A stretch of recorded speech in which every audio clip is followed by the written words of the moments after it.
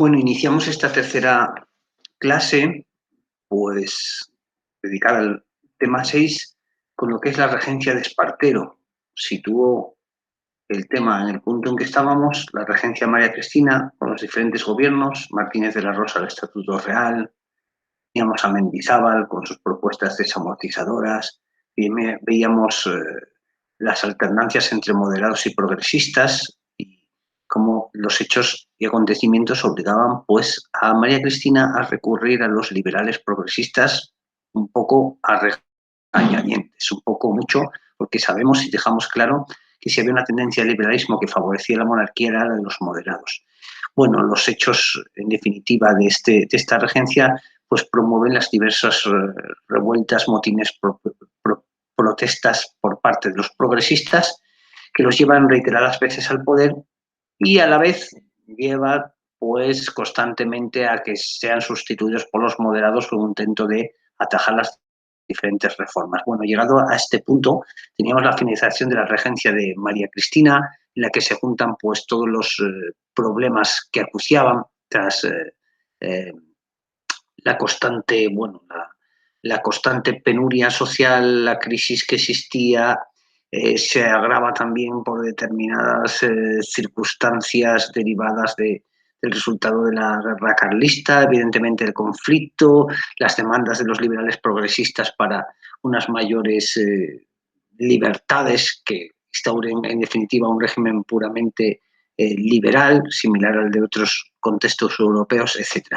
Bueno, pues decíamos que en todo ese movimiento insurreccional destaca el general Espartero, que ya había sido un héroe de la guerra carlista, anteriormente había luchado también en la guerra de independencia de las colonias y se convertía pues en el líder progresista. Espartero va a ser pues un general de referencia para el sector progresista. Enseguida vamos a ver aparecer otros generales que lo serán para el sector moderado, pero Espartero para los progresistas va a ser una figura importante. En definitiva, van a provocar bueno, la renuncia de María Cristina y su exilio, dejando a su hija en España. Bueno, Espartero comienza su regencia, perdón, hay que evitar decir reinado, que a veces se me escapa a mí también, pero estamos hablando de regencias, los que gobiernan en nombre de la futura reina. Bueno, había iniciado su regencia con un afán progresista, ¿no? Derogando la ley de ayuntamientos, que era muy polémica por el papel que tenía la corona metiéndose en la elección de alcaldes y en la regulación de los ayuntamientos, y a su vez el Espartero pues hace una primera política de impulso de las libertades, con un auge de la prensa, de las publicaciones, de las asociaciones. Y también aborda pues retomar la desamortización que había dejado ahí Mendizábal, dándole un impulso con una llamada ley Espartero, se llama y lo tenéis en los apuntes, que sigue continuando con la venta y la subasta de bienes del clero secular, haciendo un inventario para su subasta de parroquias, de cabildos, de obispados. A veces cuando se habla de desamortizaciones se suele citar desamortización de Espartero. Bueno, no es del todo correcto, pero sí que tomó medidas desamortizadoras que al final lo que hacían eran aplicar los decretos que en su día había dejado sobre la mesa Mendizábal. Bueno, es un detalle importante también de que su política, hacer constar que su política pues conllevaba medidas desamortizadoras. Lo cierto es que Espartero, uno de los principales problemas que tiene es dentro de la propia tendencia liberal, dentro de los liberales progresistas, pues no logra entenderse con gente de su partido, deriva así un carácter un poco autoritario, refugiándose pues en los amigos, en los conocidos, a los que sitúa en los principales círculos de poder, fundamentalmente militares que habían luchado con él en la independencia de las colonias, también en la guerra carlista, a estos militares que habían luchado con Espartero en la guerra de la independencia de las colonias americanas se les conocía con el nombre de ayacuchos, debido a la batalla de Ayacucho, y también con sectores determinados del liberalismo progresista, entre los que estaba Mendizábal, el propio Mendizábal, que hemos visto pues, aparecer varias veces y venir en la regencia de María Cristina, fundamentalmente como ministro de Hacienda y en una ocasión también como presidente, os lo recuerdo. Bueno, Mendizábal era uno de los sectores de los liberales progresistas que apoya decididamente a Espartero. Pero otros sectores del progresismo le quieren disputar un poquito el poder critican ese carácter autoritario que tiene, que deriva pues pronto hacia un autoritarismo, ¿no? De tomar las medidas porque a él le da la gana, efectivamente, pues sin tener en cuenta al resto de gente, quizá también teniendo en cuenta que el resto de gente estaban, pues, bastante de los progresistas estaban un poco en contra de él.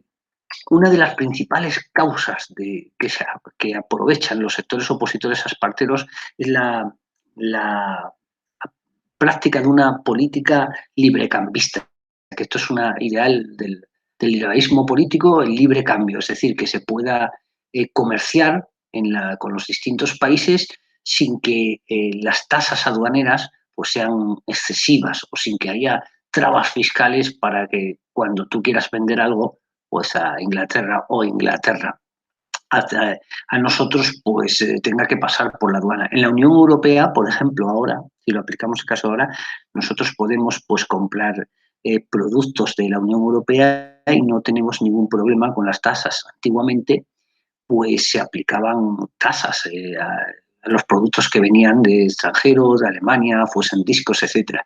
Esto hoy en día pasa con China. Si alguien tiene experiencia de pedir productos a China, móviles, tablets, en otras ocasiones, pues en segundo bachillerato siempre hay gente que ha hecho algún pedido así, pues cuando supera un determinado importe, ahora creo que están los 50 euros, aunque no siempre lo paran en las aduanas y, bueno, pues inician un expediente para que se pague el impuesto correspondiente de importación, que suele ser, bueno, pues muy similar al IVA. Bueno, esto es la situación actual que existe y esto es lo que la política librecambista pues tiende a bajar esos aranceles. Esas medidas librecambistas hacían, por ejemplo, que el algodón inglés entrase sin ningún problema en la península, el algodón que traían los ingleses, en detrimento de la industria textil catalana, que veía como pues, su producto textil no era competitivo respecto al inglés. Entonces, lo que se pretendía era que se impusieran unas tasas fuertes a los productos externos, en este caso ingleses, y eso es algo que el gobierno de Espartero no hace, sino que apoya decididamente unas medidas librecambistas, el libre cambio, es decir, que se pueda comerciar entre los países sin ningún problema, algo en la base del capitalismo, realmente, la ideología capitalista moderna. Bueno, aquí tenemos una caricatura en que en la figura pobre del hombre con su niño es la industria española. La industria, claro, la catalana, fundamentalmente, que era la más desarrollada. Todas las industrias lo vimos ya con los Borbones en el reinado de Carlos III, el despegue económico de Cataluña, con toda la industria textil allí. Bueno, pues vemos que la industria autóctona está representada por ese padre pues necesitado con su hijo necesitado, ya se ven endebles, mal alimentados, y mientras tanto pues Espartero aparece allí cobrando de una mesa de los ingleses, del gobierno inglés que le paga. Es una caricatura que apareció en una revista que se llama El Republicano en 1842, en que se pone que Espartero cobra de los ingleses por sus medidas librecambistas. Esto no era del todo cierto, pero sí es verdad que los ingleses tenían una influencia grande sobre Espartero. No en términos económicos, de que no comparable, por supuesto, a Goe, por ejemplo, que ponía la mano sin ningún problema, pero sí es cierto que Espartero estaba bastante supeditado o hacía bastante caso a las políticas de los ingleses, a las directrices inglesas, incluso al embajador inglés en Madrid. Bueno, pues esta es una de las críticas fundamentales que llevará pues, a diversas revueltas, sobre todo en Cataluña, entre tanto los burgueses y empresarios como la población descontenta en general. Claro, descontenta en la medida que mucha de esta población trabajaba en esas fábricas. Si esas fábricas pues, no están vendiendo lo suficiente y tienen que despedir empleados, pues sus propios trabajadores están descontentos. Evidentemente, pues se crea un clima de gran revolución social, especialmente, como digo, en Barcelona, y lleva medidas drásticas aquí, aunque bueno, la resolución nos permite apreciarlo muy bien, lleva a que el propio Espartero decide tomar el control de la situación para atajar la revuelta en Barcelona, que había logrado tomar la ciudad, el gobernador militar había tenido que refugiarse en Montjuïc. Bueno, Espartero no duda en enviar los barcos necesarios allí y efectuar un bombardeo en Barcelona que en 8 horas llegó a caer un número de proyectiles impresionante y dejar muchos edificios pues hechos añicos. Un hecho que todavía se recuerda en Barcelona, uno de los bombardeos de la ciudad, que a lo largo de la historia, si recordáis, ya desde la Guerra de Sucesión ha estado asediada por las tropas realistas enviadas por Madrid en diversas circunstancias. De ahí que, bueno, los catalanes, lógicamente, siempre tengan ese sentimiento, ¿no? Y recuerden, pues, esos hechos, ¿no? Igual que si nosotros, pues, en nuestra coyuntura andaluza también hubiéramos sufrido algo así, evidentemente, pues en los libros de historia y en la memoria colectiva, pues estaría presente y nos quedaría, bueno, cierto rechazo, evidentemente, ¿no? Bueno, pues ahí tenemos el bombardeo de Barcelona por Espartero, sin duda, pues un hecho muy importante que no consigue atajar las críticas en toda España, porque ya no solo en el terreno de Barcelona, y las conspiraciones y protestas contra Espartero son numerosas, instigadas no solo por el sector moderado, sino también por los sectores progresistas disidentes que no ven con buenos ojos pues el talante Espartero. En definitiva, se aunan muchos opositores en su contra y los que llevan la rienda de estas conspiraciones pues son dos generales que tendrán una relevancia especial en la segunda parte del tema, que son Narváez y O'Donnell. Especialmente el primero, Narváez, es un general moderado. Estos generales, creo que lo dije en algún otro punto de las clases online, se les conoce como espadones en la terminología popular, ¿no? Un espadón, pues el general que apoya a la reina, o generales que apoyan a la reina. Obviamente, casi todos ellos, o todos ellos son conservadores, son del lado moderado, o en el caso de O'Donnell, bueno, lo vamos a situar luego ya más en el centro con la creación de una nueva fuerza política, será la Unión Liberal. Bueno, eso será en la siguiente clase cuando lo veamos. Todas esas conspiraciones pues llevan a que Espartero asume la debilidad de su situación, dimite y se va al exilio a Londres. Pero ya os hago spoiler de que volverá, lo volveremos a ver aparecer en la segunda parte del tema. Bueno, en la circunstancia del exilio de Espartero,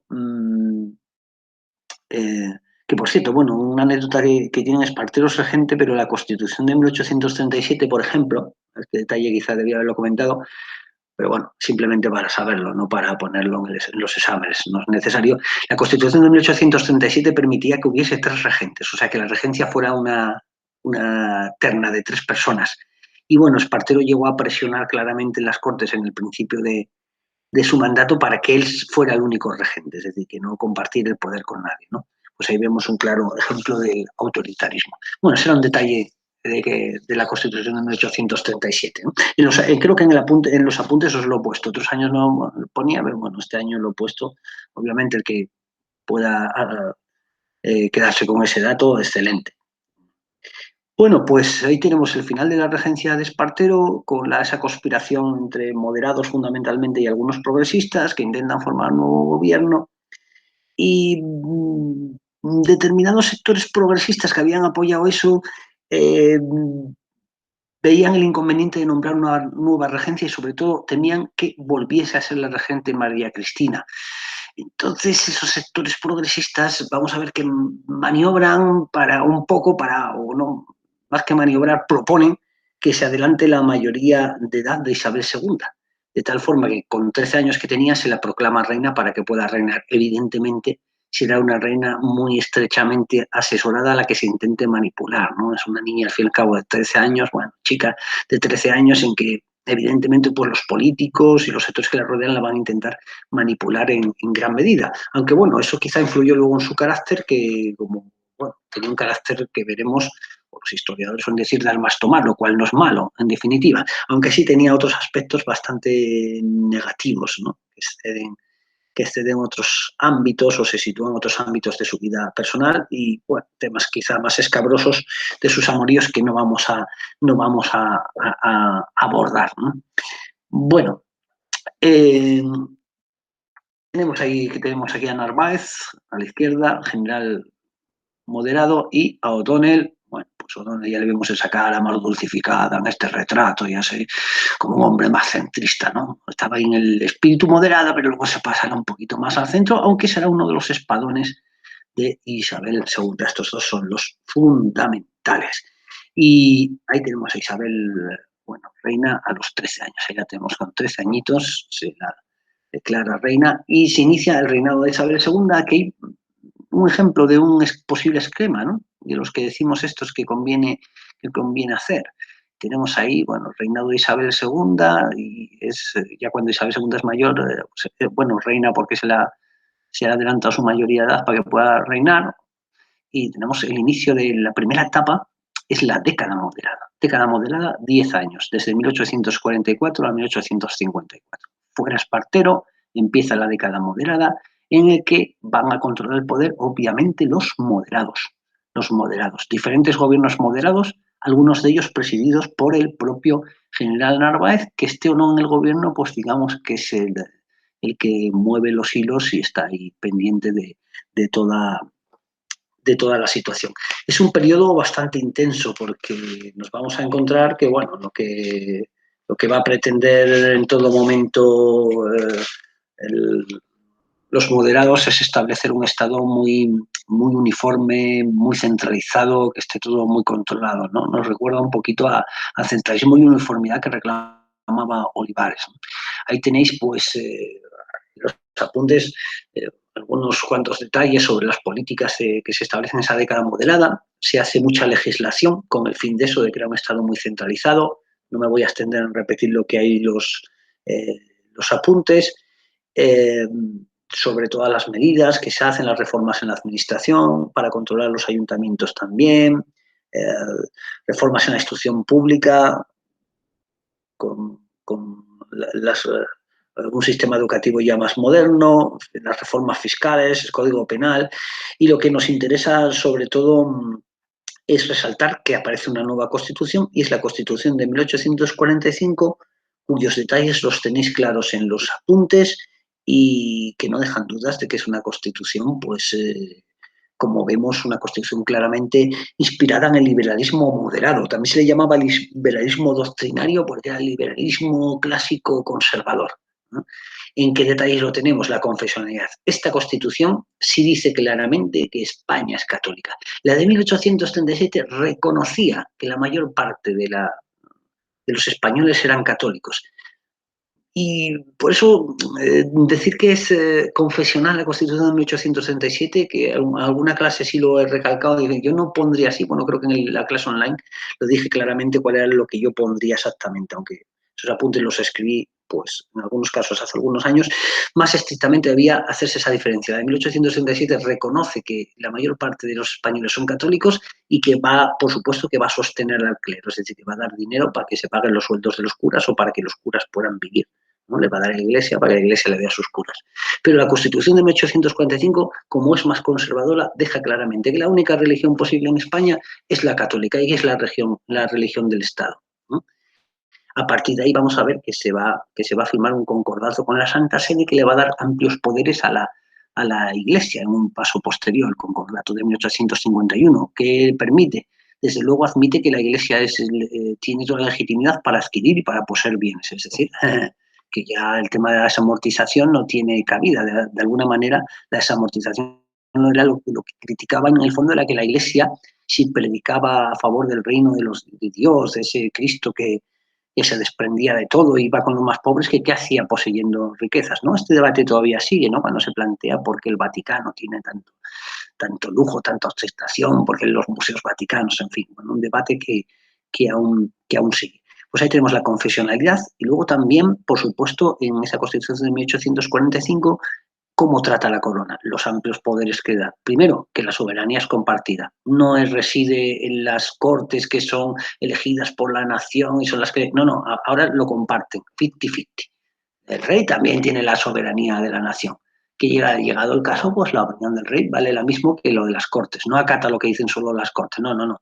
El rey también tiene opinión, esa soberanía compartida, ¿no? Los amplios poderes de la corona, el derecho al veto, que ya estaba por ahí, pues, la Constitución de 1867, quizá ahí no hay una gran diferencia, pero continúa, ¿no? La designación, por supuesto, de los representantes en el Senado, en fin, bueno, tenéis ahí los detalles muy claramente, ese párrafo sobre la Constitución de 1845 en los apuntes. Recomiendo que cojáis una hoja, que pongáis las constituciones, que hagáis un cuadrito con las principales características fundamentales, porque si no os vais a liar.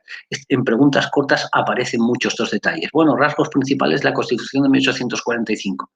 Tendrías que decir, bueno, es la Constitución que se promulga en la década moderada, que está hecha por moderados, y como está hecho por moderados, ¡pum!, decimos, la Constitución de 1877, pues lo tenemos en la regencia de María Cristina, es fruto de un consenso entre moderados y progresistas, pero eso sí, lo tenemos en un cuadro, es genial, no son muchos los contenidos que hay que saber, pero nos ayudará tremendamente. Habrá gente que esté viendo esto, pasará a hacer el cuadro, cuando le pongan eso, dice, ¿para qué? No tengo tiempo para hacer el cuadro, ¿no? Tengo ya el examen aquí, dentro de 4 días y no he estudiado. Como esto va a estar a lo largo de todo el trimestre, si tenemos ese cuadrito ahí a mano, genial. Igual que hacer otro cuadrito de los generales. Espartero o progresista, bueno, y con las principales cosas de Espartero. Narváez, pues sí, tal, moderado, aquí la década moderada. También interesaría, pero el de las constituciones es el que os recomiendo de manera importante. Bueno, en la Constitución de 1845, como es moderada, lo que interesa es que vote la menor gente posible, por supuesto. ¿De acuerdo? Bueno, eso, ahí tenéis algunos detalles. El tema de la Guardia Civil, bueno, algunos ultradefensores de todas estas ideas de España, y España una gran delicia, siempre dicen la Guardia Civil y meten mucho la pata, ¿no? Dicen, no, la creó el Duque de Ahumada, no, el Duque de Ahumada no creó la Guardia Civil. La Guardia Civil la creó en el gobierno, se creó en el gobierno de González Bravo, que fue el decreto. Lo que pasa es que se encargó al Duque de Ahumada, que estaba en Barcelona, que era militar, pues se le encargó, fue el primer director general, que hiciera los reglamentos, bueno, tal. Y de ahí viene, pues, la divisa de la Guardia Civil, bueno, el lema es el honor es mi divisa, porque es lo que aparecía en el artículo primero del reglamento de la Guardia Civil hecho por el Duque de Ahumada, ¿no? El honor, algo así como el honor es la principal virtud de la Guardia Civil, una vez que se pierde no se recupera nunca. Bueno, alguna gente dice, ¿fundada por el Duque de Ahumada? No, creada por decreto, un gobierno moderado, el de González Bravo, y el primer director general fue el Duque de Ahumada. Bueno, evidentemente esto no hace falta ponerlo. Si se pusieran, ¿quién creó la Guardia Civil? Pregunta estas de tipo, cuidado, cuidado. Sería, dice, bueno, se creó por decreto del gobierno de González Bravo. Sería una pregunta muy, muy enrevesada, demasiado a pillar, porque realmente no es el Duque de Ahumada, ¿no? Que mucha gente, a lo mejor muchos profesores de historia, pues a lo mejor dirían, no, el Duque de Ahumada, no, cuidado, no. En fin, nos estamos entreteniendo en cosas demasiado frikis y nos centramos en, ahí tenéis pues toda la caterva de decretos, reformas, tal. Bueno, este epígrafe, aunque no es muy largo, suele darle problemas a la gente por la cantidad de puntitos textos a memorizar. Cada vez que aparece una cosa en que haya los puntos o los guiones con, venga, decretos y hizo no sé qué, hizo tal, bueno, pues siempre nos lleva a que no queda más remedio que memorizar. Si alguien tiene problemas con eso, yo me quedaría con citar lo de la Constitución de 1845 y citar que se hacen unas reformas amplias, ¿no? Destinadas a crear un Estado centralista, una uniformidad y centralidad del Estado, etcétera, etcétera, centralismo, uniformidad, y así os acordáis de cosas concretas, si se reforma el Código Penal, se reforma el Código Civil, se hace una nueva reforma de administración, pues genial, hasta un sistema de pesos y medidas, etcétera, etcétera. ¿De acuerdo? Aquí también los problemas de la década moderada son claros, la inestabilidad política. Aquí ya lo decía yo en alguna ocasión, que los partidos políticos no son partidos políticos. Era, bueno, sí, estamos todos en el mismo grupillo, pero aquí cada uno hace lo que le da la gana. Dentro que es verdad que tenemos unos principios comunes que suelen ser que si somos carcas todos. Pero ojo, si somos progresistas todos, ¿no? Pero luego ya que hay de lo mío es lo fundamental, entonces hay muchas peleas internas y eso crea una inestabilidad política que en la final de la década moderada es tremenda. El liberalismo ahí os supongo que tenía tres sectores fundamentales. Narváez era el sector más moderado, había otro sector más a la derecha, eran que los ultras, muy próximos a los carlistas y a gente, es decir, un sector moderado muy, muy carca y muy conservador, y luego había otro sector más próximo a los progresistas, que era el dirigido por Pacheco. En fin, que hasta tres sectores metidos ahí, eso era una jaula de grillos, hasta los gobiernos caían porque no se apoyaban los propios moderados entre ellos, se hacían un poquito la puñeta. Y bueno, ya vemos rasgos ahí de manipulación electoral, es decir, el sistema electoral se empieza a manipular. Normalmente el que convoca las elecciones las gana. Dos casos hubo ahí en el reinado de Isabel II, bueno, uno en el reinado de Isabel II y uno posteriormente también, pero que lo normal es que el que hace las elecciones controla el proceso electoral y mete baza para manipular los censos, en fin, los mecanismos de manipulación electoral pues ya llegan a su máxima refinación, uno de los temas que veremos en el penúltimo de este trimestre, que es el turno canovista, y que vamos a ver cómo es una ciencia manipular las elecciones, ¿no? Todavía se seguían manipulando, tanto por chantajear a la gente, por la compra de votos, por hacer censos. Bueno, pues hasta aquí vamos a dejar la década moderada para dejar para el final pues las dos últimas etapas que nos quedan, que tenéis aquí, perdón, me he entretenido mucho quizá en esa imagen fija, y aquí, por ejemplo, pues os había puesto esto que estaba por internet, que, bueno, pues pone un poquito unas cuantas cosas de los que hablábamos que habían tenido lugar en la década moderada, ¿no? La ley de imprenta que estableció la censura. Una ley de imprenta, pero que dice que aquí hay censura. Cuidado. Antes de publicar, traes aquí que lo veamos. La ley electoral que limita el sufragio. Aquí, por ejemplo, este cuadro dice que solo votaban 97.000 personas. La centralización administrativa que hemos visto, bueno, una reforma de Hacienda de Mon, es cierto esto, es cierto. Pero bueno, en fin, son unas cuantas cuestiones. Y sí es verdad que hay dos detalles que tenemos que comentar, que aparecen en los apuntes, porque van a crear mucha indignación popular. Uno de ellos es el impuesto de consumos. El impuesto de consumos eran impuestos que grababa los productos básicos como el pan, la leche, todo lo que entendemos por productos básicos, pues se establecía un impuesto de consumos que hacía que subiesen esos productos porque se le ponía un impuesto para recaudar para el Estado. Esto era tremendo porque perjudicaba sobre todo a las clases más desfavorecidas. También se crea el servicio militar obligatorio y las quintas. El problema de las quintas es el siguiente. ¿La que son las quintas? Bueno, pues son la gente que es convocada al servicio militar, pero se podía librar pagando una determinada suma. No recuerdo el número de reales que eran, pero evidentemente ¿quién pagaba esa suma? Pues la gente de las familias más acomodadas. ¿Quiénes iban al ejército? ¿Quiénes iban a las guerras? ¿Quiénes iban a los conflictos? Pues ya nos podemos imaginar que eran las gentes más humildes y más desfavorecidas. Es decir, que esto, el impuesto de consumos y las quintas, va a ser el caballo de batalla de los progresistas, posteriormente de otro partido que está más a la izquierda, que se le llamarán los demócratas, de que si algo tienen sus programas políticos es que se elimine el impuesto de consumos y que se elimine las quintas. Es decir, que si se va al ejército, que vaya todo el mundo. No vale, yo pago y me libro de ir al ejército, ¿no? Me libro de ir a la guerra. De hecho, el sistema de las quintas estará en vigor pues casi hasta la guerra de Cuba, ¿no? Hasta 1898. A partir de 1898 ya la gente pudiente ya no se podía librar. Entonces, cuidado, cuando ya les toca a ellos, ojo, no, las quintas todavía, estoy diciéndolo ya mal, la guerra de Cuba todavía existía, pero ya es en la guerra de África. En la guerra de África, en principios del siglo XX, ya no se podía librar nadie. Entonces, cuando ya los periódicos inundan con los cadáveres de África y todas las barbaridades que se ven en la guerra de África de principios del siglo XX, en la que Franco pues comienza sus andanzas como militar, como comandante en la legión, pues a partir de ahí, claro, las clases acomodadas empiezan a ver que les toca a ellos también sufrir por la muerte de sus hijos y provocará una crisis en todo este sistema, ¿no?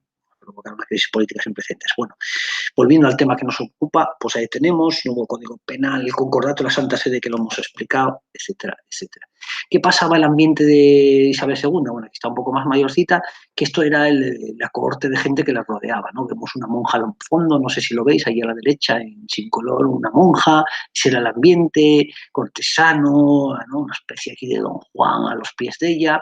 En fin, su vida personal era de amoríos constantes. Se había casado, había sido un problema buscarle marido, habían intervenido todas las potencias europeas, lo típico de siempre, vamos a ver con quién se casa esta mujer, que no sea un problema, que no tengamos a España aliada con tal. Había una corriente, por ejemplo, partidaria de que se casase con un candidato portugués, porque había una corriente que se llamaba iberista que era favorable a la unión de Portugal y España, y que se veía otra vez las ventajas. Y esa corriente va a estar bastante presente. En fin, había muchos pretendientes, el propio hijo de Carlos María Isidro. Carlos María Isidro pretendía que su hijo se casara con Isabel II, pero el gobierno de Narváez lo rechaza totalmente, y eso es una de las causas de la Segunda Guerra Carlista, fundamentalmente, que va a estar concentrada de manera específica casi en Cataluña, ¿no? Cataluña, Toledo, Valencia, había otros focos, pero Cataluña será lo importante. La Segunda Guerra Carlista tiene eso, el rechazo del gobierno moderado de Narváez a que Isabel II se case con el hijo de Carlos María Isidro, ¿no? Que era lo que pretendía Carlos María Isidro, que se case con su hijo, que había adoptado el sobrenombre de Carlos VI. Carlos VI. Al final, ¿con quién se casa? Pues con un primo segundo de ella, que es Juan Francisco de Asís, que no era un candidato que gustara, porque se sabía que era pues homosexual, ¿no? En los círculos cercanos a la corte se sabía claramente que este hombre era homosexual, ¿no? De hecho, hay una anécdota que dice la propia Isabel II, como dice, mi marido llevaba en la noche de boda más encajes que yo. En fin, que bueno, pues esto es la corte que rodeaba a la reina, y bueno, la reina se sabía que tenía amoríos constantes con todos los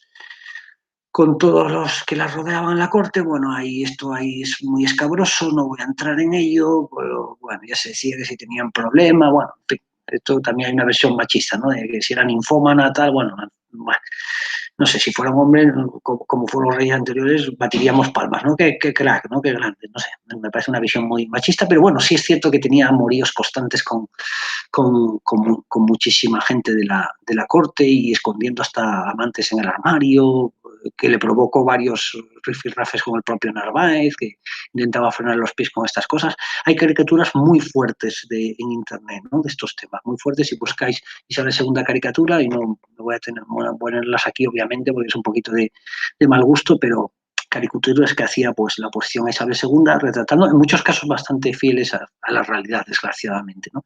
También se decía que el propio Espronceda estaba metido en estas movidas de las caricaturas, en fin. Bueno, el que tenga oportunidad o tenga interés, pues puede buscar este tema este tema en concreto, que quizá le hemos dedicado ya más tiempo de lo que se merece, ¿no? Vamos a ir al rigor histórico.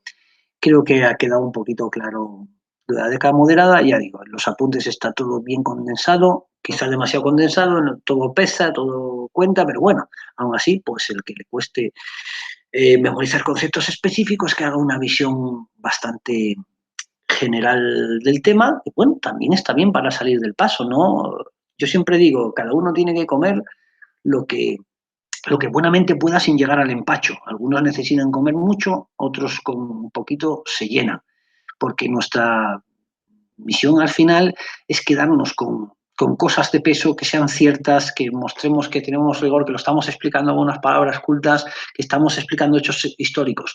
Que los expliquemos más en profundidad o menos, bueno, sí hay una diferencia en la calificación luego en selectividad, evidentemente, pero a veces no es tanta la diferencia que hay, y en cambio mi propósito de querer estudiármelo todo, cuando no soy capaz de metérmelo todo en la cabeza, me puede llevar a fracasar. El Padre Nuestro que estás en los cielos, ahora qué va, me tienes que decir la palabra que no sé seguir, ¿no? Que nos ha pasado a todos en el examen, ¿no? ¿Y ahora qué iba? ¿Ahora qué?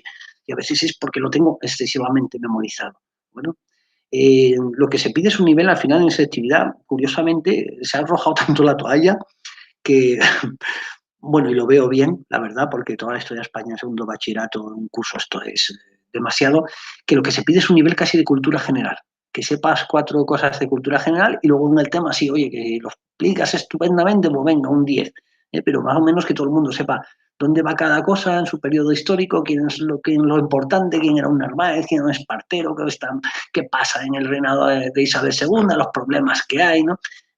Todo a un nivel bastante básico, ¿de acuerdo? Bien, pues esa es un poquito nuestra misión, y el próximo día pasaremos a que va a cambiar las tornas y van a entrar en el gobierno los progresistas, evidentemente, a través de las típicas motines, revueltas, en este caso, pues un movimiento revolucionario que veremos ahí, y aparecerán pues nuevos generales en el tapete de la historia. En fin, por favor, después de esta clase, repasar bien los apuntes. No es mucho lo que se está pidiendo, está todo muy condensado, pero si lo dejamos esto, ir pasando y queremos estudiarnos, ¿no?, en el último momento, no va a ser posible. O por lo menos tenemos que hacer una tarea previa que nos permita que yo tenga un esquema que puedo recurrir, que he estado trabajando en hacer mis apuntes. Cuando me lo pongo a estudiar, me suena todo. Si lo que pretendo es meterme esto como ciencia infusa o ¡pum!, directamente allí, venga, Padre Nuestro que estás en los cielos, o como en las madrasas o escuelas colánicas, ¿no? Así estudiando el Corán, dando cabezazos. Pues esto me va a ocasionar problemas, sobre todo si no tengo buena memoria. Recurrir también a repasar las clases online, si queréis, etcétera. Hay mucha gente que en estas clases, en el trimestre pasado, pues ha cogido datos y los ha plantado en el examen, y la verdad que ha dado una impresión magnífica, ¿de acuerdo? Pero bueno, cada uno a su nivel, cosas fundamentales, los conceptos, lo básico, sin cometer errores, con una expresión más o menos universitaria ya, porque no somos adultos ya a las puertas de la universidad, es lo que pedimos, tampoco que seamos enciclopedias, lógicamente. Bueno, mucho ánimo y por favor no dejéis esto para el final.